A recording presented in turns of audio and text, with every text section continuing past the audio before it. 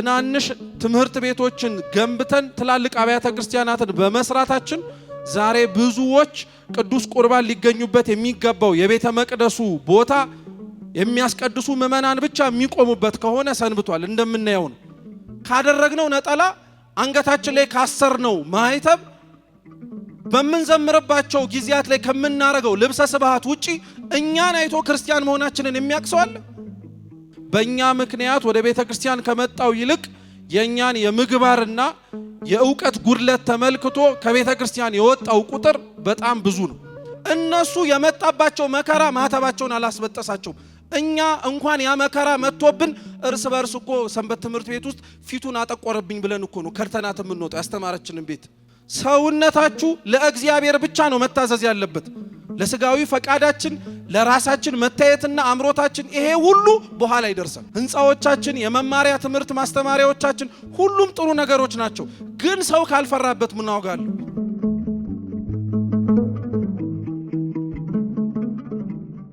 ወንጌላት ዋነኛ ዓላማቸው ስለ ክርስቶስ መስበክ ነው። ስለ ክርስቶስ ወንጌል ግን ተጽፎ ከማንበባችን በፊት አስቀድሞ የተኖረ ነው። ወንጌል ለዛ ነው ቤተክርስቲያናችን እንደ መጽሐፍነቱ ታስተምረዋለች።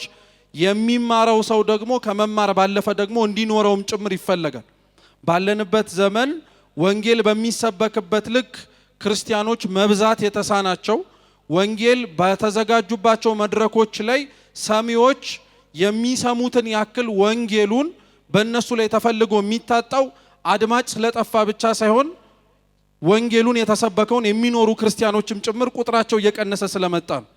ለዛ ነው ቅዱስ ዮሐንስ አፈወርቅ የዕብራውያን መልእክትን ሲተረጉም ምን ይላል? ዕብራውያን የተባሉ እስራኤላውያን ከጌታችን ከኢየሱስ ክርስቶስ ጀምሮ አባቶቻችን ሐዋርያት ሌሎችም ጭምር እየተመላለሱ ያስተማሯቸው ሰዎች ናቸው። ግን እንደተማሩት መሆን ያቃታቸው እንደተሰበከላቸውም ጭምር ጌታችን ኢየሱስ ክርስቶስን ከማክበር ይልቅ ከፍ አድርገው ሰቅለውት የተገኙት እኚሁ ሕዝብ ነው። ስለዚህ ክርስቶስ ያስተማራቸውን የዕብራውያንን ሕዝብ ቅዱስ ዮሐንስ አፈወርቅ ምን ይላቸዋል?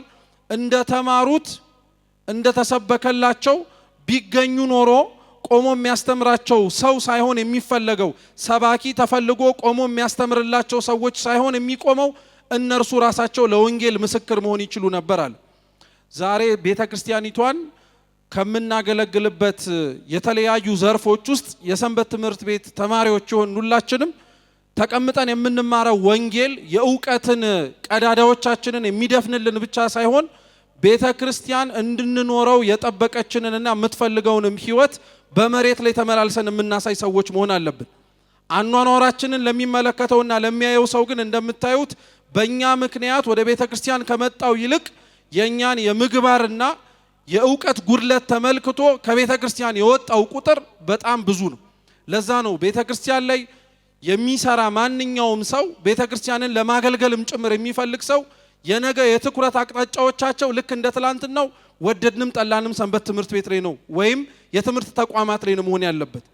የነገ የትኩረት አቅጣጫዎቻችን መሆን ያለባቸው ልብ ብላችሁ ስሙ፣ ትናንሽ አብያተ ክርስቲያናት ትላልቅ ትምህርት ቤቶችን መገንባት አለብን። ትናንሽ ትምህርት ቤቶችን ገንብተን ትላልቅ አብያተ ክርስቲያናትን በመስራታችን ዛሬ ብዙዎች ቅዱስ ቁርባን ሊገኙበት የሚገባው የቤተ መቅደሱ ቦታ የሚያስቀድሱ ምእመናን ብቻ የሚቆሙበት ከሆነ ሰንብቷል። እንደምናየው ነው። የምንማረውም የምናስተምረውም የምንመረቀውም ለአገልግሎትም ጭምር ለመታየት በልብሰ ስብሐቶቻችን ከሰዎች ፊት የምንቆመው ልብ ብላችሁ አዳምጡኝ፣ የቀረ ወንጌል ኖሮ እኛ ለመስበክ ሳይሆን የተማርነውን ጭምር ለመኖር ለመታደል። ለዛ ነው ጌታችን ኢየሱስ ክርስቶስ ያስተምራቸው የነበሩትን ሕዝብ ይጠብቅባቸው የነበረው ፍሬ የእውቀት ብቻ ሳይሆን የሕይወት ነበር። ጌታችን ኢየሱስ ክርስቶስ ያስተምርበት ከነበረበት ቤት ወጥቶ ባህር ማዶ ላይ የሚያዩት ሰዎችና ሊናፍቁት የፈለጉ ሰዎች እንዳሉ አይቶ ከቤት ወጣ ይላል። እስኪ ከቤት ወጣ በሉ እንጂ ሁላችሁም ከቤት ወጣ በሉ። ከቤት ወጣ ማለት የሚያስተምርበትን አድራሻ ለወጠ ለማለት አይደለም። ክርስቶስ ለማስተማር ቦታ የሚመርጥ መምህር አይደለም። ቤት ውስጥም ያስተምራል፣ ተራራ ላይ ያስተምራል። መማር የማይችሉ አሕዛብና አይሁድ በበዙበትም ቦታ ይናገራል። ይሄ ብቻ አይደለም፣ እየተሰቃየና መከራ እየተቀበለ ራሱ ክርስቶስ ያስተምር ነበር እና ቤት ውስጥ ነበረ ሲባል ያስተምርበት የነበረበትን አድራሻ ለመጥቀስ የምንጠቀመው አይደለም ይላሉ አባቶቻችን። ከቤት ወደ ውጪ ለሚያዩት ሰዎች ወጣ ማለት እየተደከመባቸው ያሉ ነፍሳቶች በሙሉ ቤት ውስጥ ተቀብረው መቅረት የለባቸውም ለማለት ነው።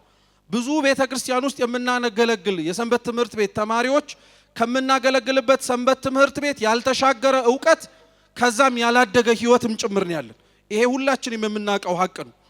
ብዙዎቻችንም እንኳን ወተን ብንታይ ለማስተማር ለመዘመር ካልሆነ በቀር እኛ የተነበበውን ወንጌል ጥቅስ ማመሳከሪያ ሆኖ የሚጠቀስ ህይወት የለንም።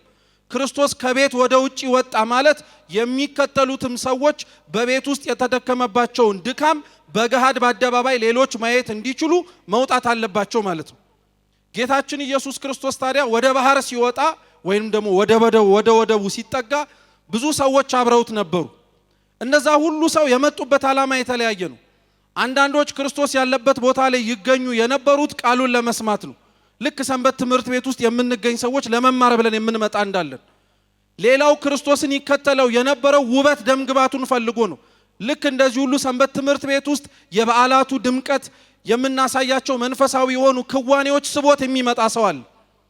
አንዳንዶች ቤተክርስቲያን ወይንም ደግሞ ክርስቶስ ያለበት ቦታ ላይ ደግሞ ይጠጉ የነበሩበት ምክንያት ደግሞ ርቧቸው ጠምቷቸው ነው። ሰንበት ትምህርት ቤት ርቦት ጠምቶት የሚመጣ ሰው አለ። ለዛ እኮ ነው በጎ አድራጎት ክፍል የሚባል የሚቋቋመው። ሁሉም ሰንበት ትምህርት ቤት የውጭን ሰው ብቻ ለመርዳት ሳይሆን ውስጣችን ህመሙን ይዞት ላለውም ሰው ለመርዳት የምንጠቀምበት የአገልግሎት መስካችን።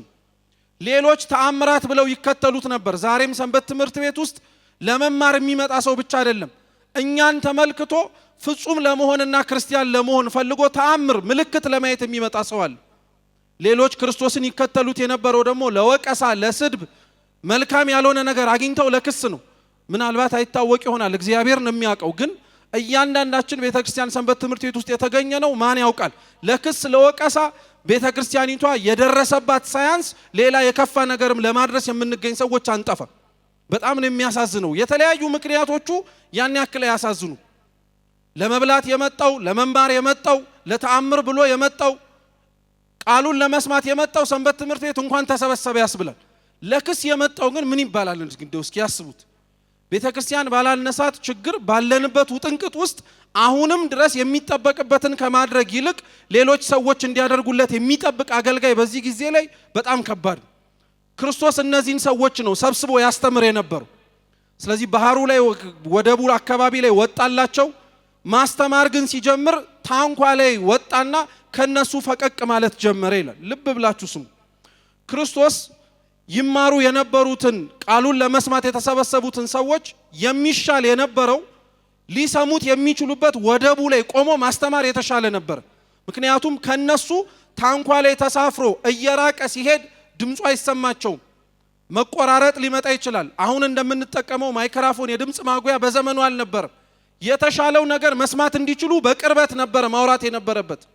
ክርስቶስ ግን ራቅ ብሎ ሊያወራቸው ፈለገ። ተሳፍሮ ተንሳፎ ያስተምርባት የነበረችው ታንኳ ቤተ ክርስቲያን ናት። ማናት አልኳችሁ? ቤተ ክርስቲያን ናት። ታንኳ እንደምታውቁት ከመርከብ ከጀልባ የሚያንስ በውሃ ላይ የመጓጓዣ መሳሪያ ነው። ታንኳ መሸከም የምትችለው አንድ ሰው ብቻ ነው። ክርስቶስ የነበረባት ታንኳ ቤተ ክርስቲያን ናት ስንል የቤተ ክርስቲያን ራሷ መሪዋ ከበላይ ሆኖም ደግሞ ጭምር የሚያዛት ስጋዊ አይን እንደሚመለከተው ሰው እንዳይመስላችሁ ብቸኛ ታንኳው ላይ የቆመው ክርስቶስ እንደሆነ ሁሉ የቤተ ክርስቲያኒቷ አዛዥ ቅዱስ የሆነው አምላካችን ልዑል እግዚአብሔር ነው የሚለውን እንድናውቅ። ዛሬ ቤተ ክርስቲያኒቷን ግን እኛው ራሳችን ታዛዥ ሆነን ማገልገል የሚጠበቅብን ሰዎች፣ እኛው ራሳችን በህይወታችን መስክረን ወንጌልን ማስፋፋት የሚጠበቅብን ሰዎች ሚናችንን ኃላፊነታችንን ሳናውቅ ወደ ላይ እንውጣ እያልን የምናስቸግረው እኛውን። ይሄን ግልጽ ማወቅ አለብን። ሁላችንም የሰንበት ተማሪዎች ስለሆንን ሚናችንን በደንብ ጠንቅቀን ማወቅ አለብን። ሰንበት ትምህርት ቤት ተተክላ እስካሁን ድረስ የደረሰችበት ዓላማ አላት። የመጀመሪያው ልብ ብላችሁ ስሙ። ከገጠር ወደ ከተማ እየመጣው ያለውን የተማሪ የአብነት ትምህርት ቤትን ፍልሰት መፍትሄ ለመስጠት ነው ሰንበት ትምህርት ቤት የተተከለው። ሁለተኛው ሰንበት ትምህርት ቤት የተተከለበት ዋነኛው ዓላማ የሚኖሩ ክርስቲያኖችን ለመውለድ ነው። ሌላ ዓላማ አለን። ማስተማሩ፣ መዘመሩ፣ ሌላው ዘርፈ ብዙ አገልግሎቶቻችን በሙሉ የሚኖሩ ክርስቲያኖችን ለማውጣትና እኛም የምንኖረው ሰዎችን ለማስገኘት ነው። ሌላ ምንም ዓላማ ኖሮን አይደለም። በተለያየ ዘርፍ ውስጥ የምናገለግልም ሰዎች ይሄንን ከልቡናችን መጻፍ አለብን። ስለዛ ነው ክርስቶስ ይመራት የነበረችው ተሳፍሮም ደግሞ ቀስፋት የነበረችው ታንኳ ቤተክርስቲያን ናት፣ መሪዋ እርሱ ነው። ሁለተኛው ክርስቶስ ተሳፍሮባት ይንሳፈፍባት የነበረችው ታንኳ ደግሞ የእያንዳንዳችን ሰውነት ምሳሌ ናት። ታንኳው መሸከም የምትችለው አንድ ሰው እንደሆነ ሁሉ ሰውነታችን ወደድንም ጠላንም መሸከም የሚችለው እግዚአብሔርን ብቻ ነው። ለሱ ቤተ መቅደስነት የተዘጋጀ ቦታ ስለሆነ ነው። የኛ ቤተ ክርስቲያኒቷን ለማገልገል የተጠራን ሰንበት ተማሪዎች ግን ሰውነታችን ምን ያልተሸከመው እኛም ያላሸከምነው ነገር አለ። እግዚአብሔርም አለበት፣ ኃጢያቱም አለበት፣ ሰይጣኑም አለበት፣ ክፋቱም አለበት። ችግር እንዳላነሰን እርስ በርስ ባለንባቸው አጥቢያዎች ላይ የምንናቆረው እርስ በርስ የምንወጋጋው እኛው ነው። መሸከም የሚገባን አንዱ ክርስቶስ ነው። የቤተ ክርስቲያን ሰፊው አገልግሎቷ ለምን እንደተስማማላት ታውቃላችሁ? አንዲት ስለሆነች ነው።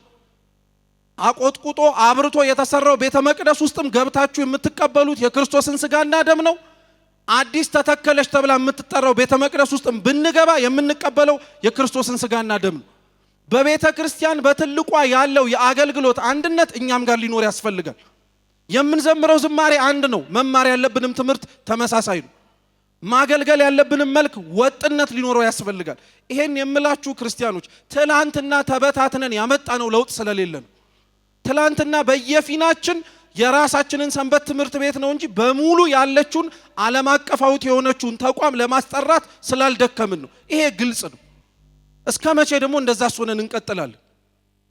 ሁሌም የኛ ድምጽ ማህበራዊ ሚዲያ ላይ ብቻ በመጮህ ብቻ ነው መታወቅ ያለበት?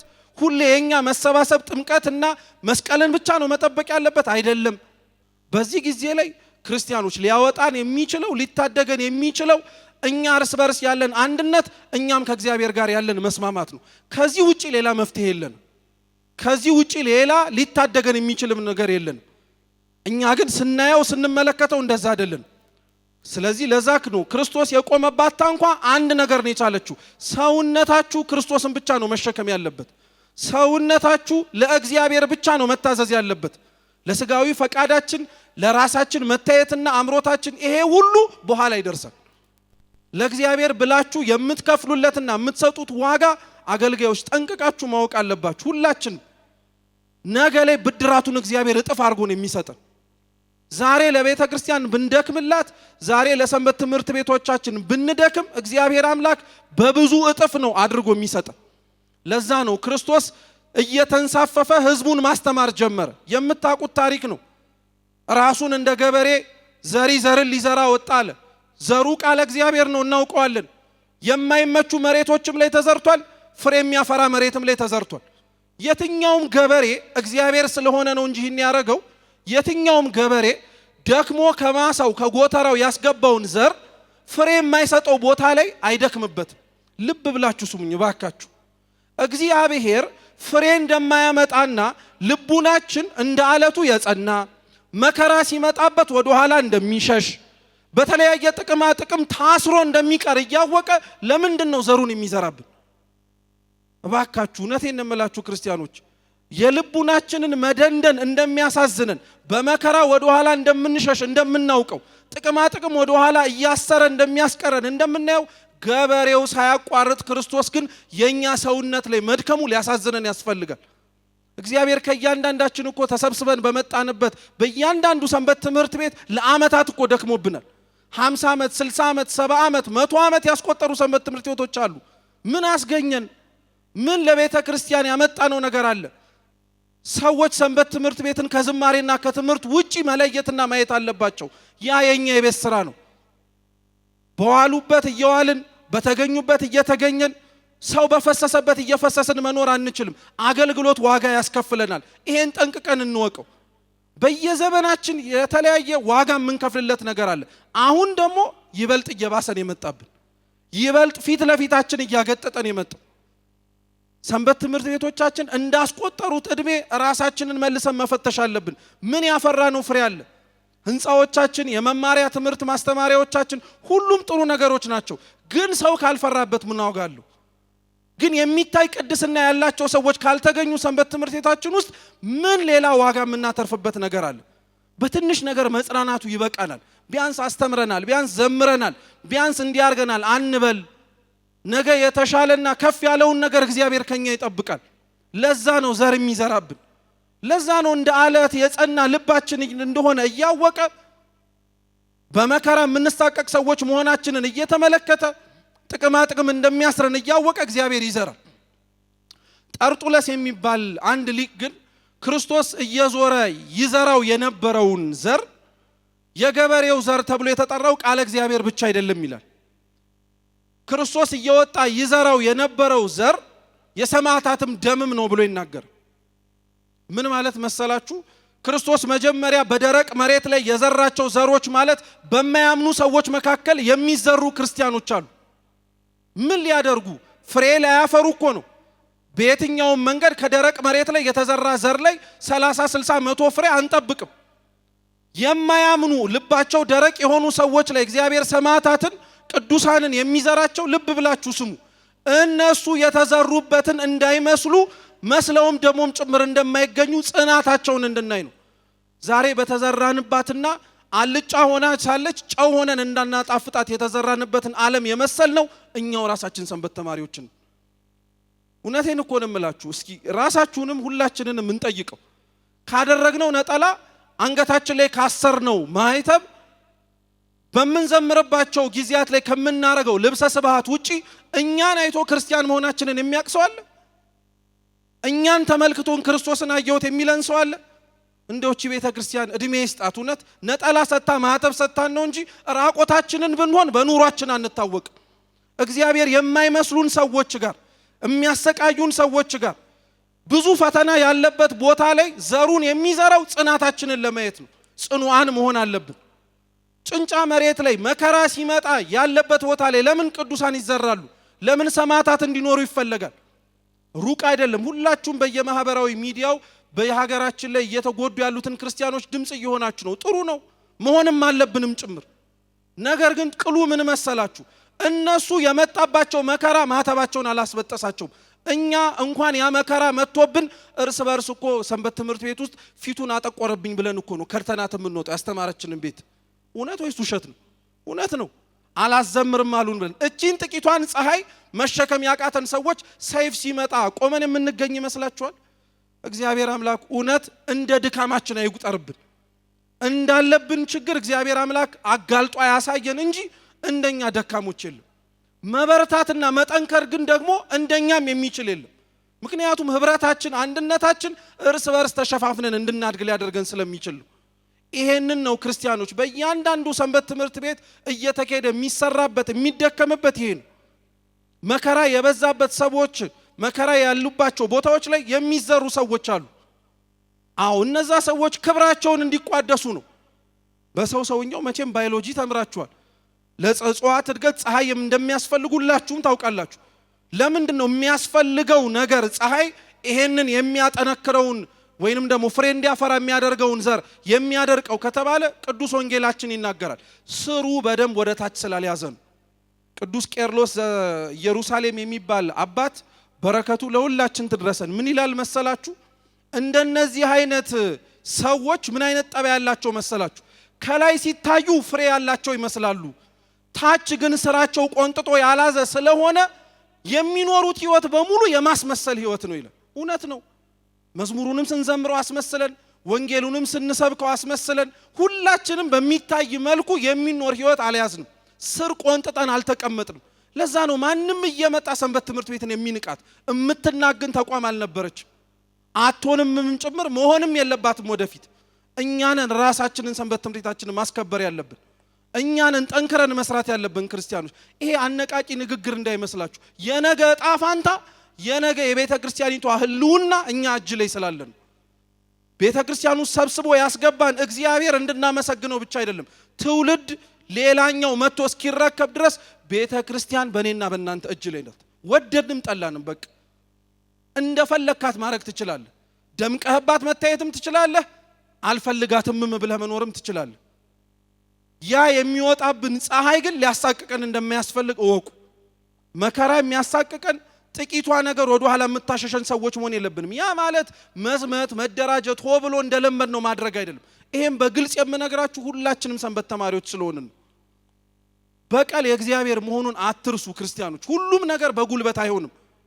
ታስታውሳላችሁ ጥምቀት ብዙ አድባራትና ገዳማት ላይ ታቦታቱን አክብረው ከሚዞሩት ካህናት ጋር እንዞራለን እና ሁሌም ፖሊስ ጣቢያ ስንሄድ የምንዘምራት መዝሙር አለች። ታውቃላችሁ ኃይሌ ማን ነው እያለ። አሁን እሱን መዝሙር የምንዘምረው አምነንበት ይመስላል?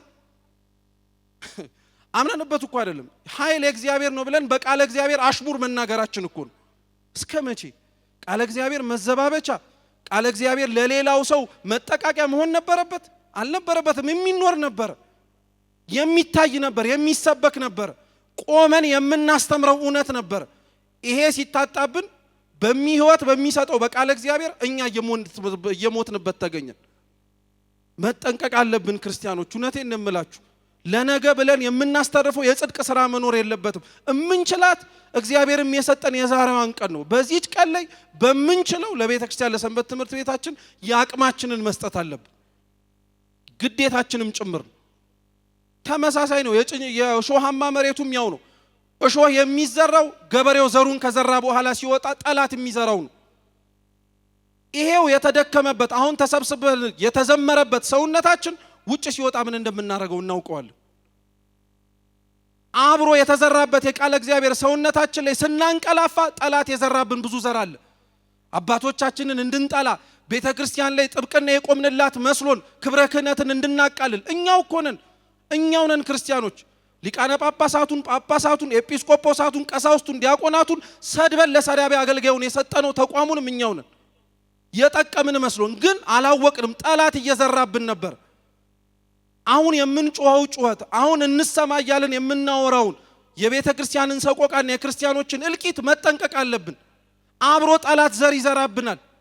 አብሮ የምናሰማው ጩኸት ውስጥ የማይመለከተንን ነገር እንድናወራ ወይ ደግሞ ቋሚ የሆነ የቤተ ክርስቲያንን ትምህርት እንድናፈርስ እንድንጠራጠር ያደርገናል። ለዛ ነው ካህንን አንፈልግም የሚል ትውልድ በዚሁ ጩኸት ሲጮህ እንሰማለን። ቤተ ክርስቲያንን ያለ ተቋም አገለግላለሁ ብሎ የሚወጣ ለራሱ ማህበር አደረጃለሁ የሚል ሰው የሚፈራበት ይሰማል። እያየነው ነው።